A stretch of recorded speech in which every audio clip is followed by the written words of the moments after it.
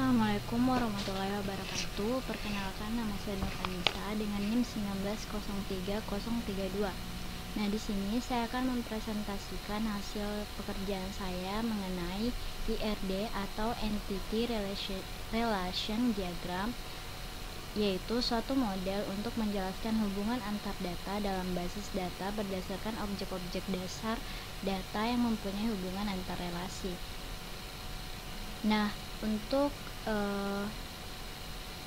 pertama ini yaitu ada entitas utama, di mana entitas utama ini terdiri dari pasien, di mana pada entitas utama pasien itu ada atribut nomor RM, nomor telepon, nama pasien, asuransi atau jenis pembayaran, tanggal lahir, pendidikan, jenis kelamin, agama, alamat, pekerjaan, nama penanggung jawab, dan hubungan dengan pasien. Nah, untuk entitas pasien sendiri ini, di mana atribut atau key atributnya itu ada pada nama pasien. Kemudian untuk entitas utama yang kedua yaitu ada dokter, di mana atribut dokter yaitu ada kode dokter, nomor telepon, spesialis, alamat, jadwal piket, jenis kelamin, dan nama dokter. Untuk atribut nama dokter itu adalah key atributnya atau atribut key-nya. Kemudian ada entitas utama petugas, yaitu atributnya adalah kode petugas, nama petugas, jenis kelamin, alamat, jenis pekerjaan, dan nomor telepon. Selanjutnya yaitu ada entitas utama ruangan, di mana atributnya yaitu ada kode ruangan dan nama ruangan. Untuk entitas utama diagnosa itu ada kode diagnosa dan nama diagnosa. Dan yang terakhir yaitu entitas utama tindakan, di mana entitas utama tindakan ini ada kode tindakan dan nama tindakan. Ini adalah entitas utama pada IRD atau Entity Relation Diagram pada puskesmas, di mana entitas utamanya itu terdiri dari pasien, dokter, petugas, ruangan, diagnosa, dan tindakan. Kemudian untuk relasinya itu ada tempat pendaftaran pasien, di mana TPP ini memiliki atribut yaitu ID pendaftaran, kemudian ada nama pasien, nama petugas, kemudian nama ruangan, kemudian tanggal kunjungan, dan nomor antrian. Yang di mana tempat pendaftaran ini atau TPP ini bentuk relasinya itu adalah dari entitas utama pasien direlasikan di TPP, kemudian ada petugas dan ruangan.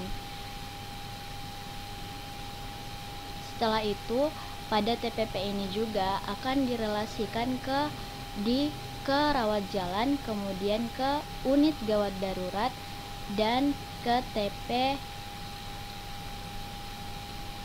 TP2RI atau tempat pendaftaran pasien rawat inap. Dan yang selanjutnya yaitu relasi rawat jalan, di mana relasi rawat jalan ini terdapat atribut nomor antrian, kemudian nama petugas, tindakan, diagnosa, dan obat.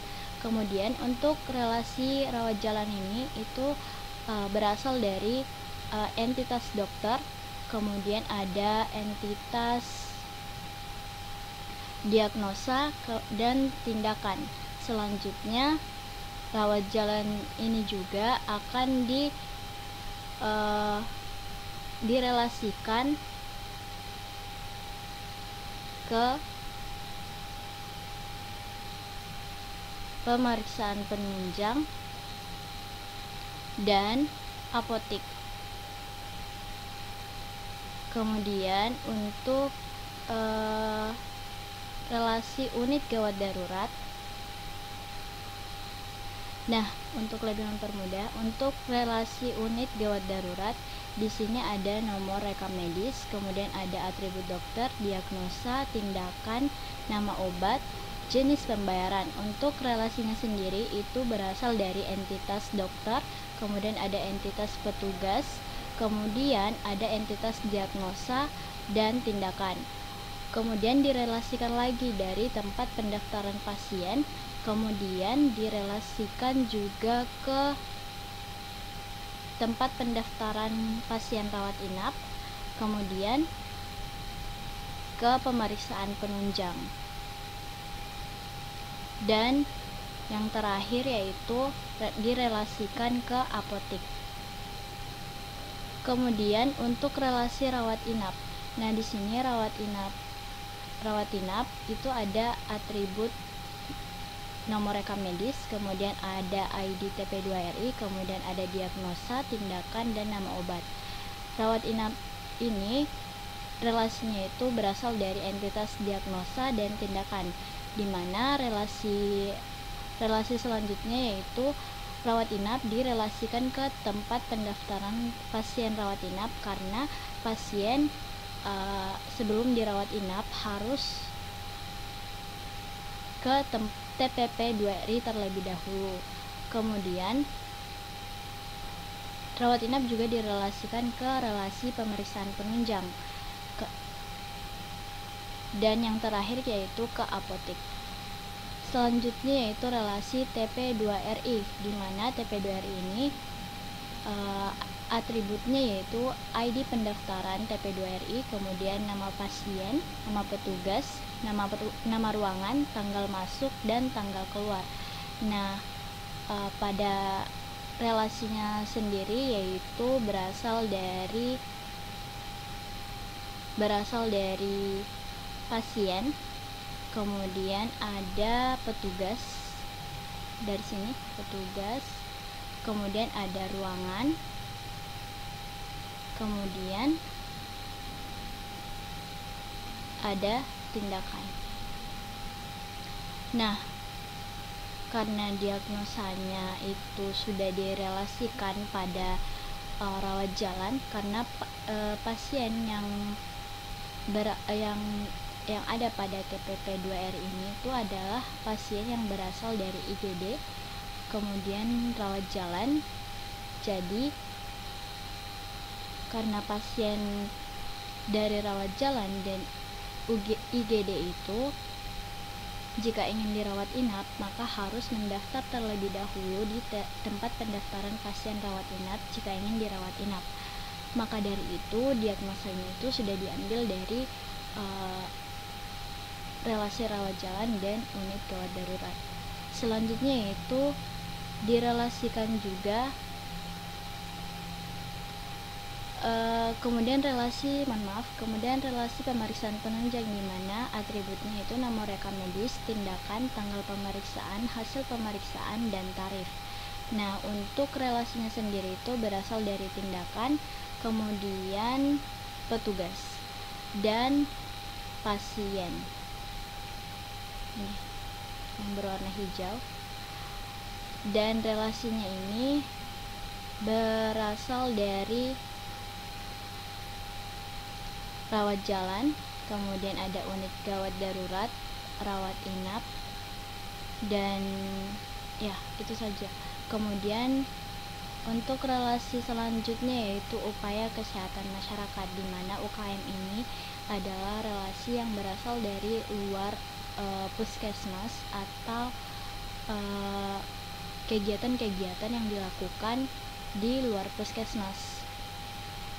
Atributnya yaitu nama petugas, jenis kegiatan, tanggal kegiatan, tempat kegiatan, nama obat, dan nama dokter.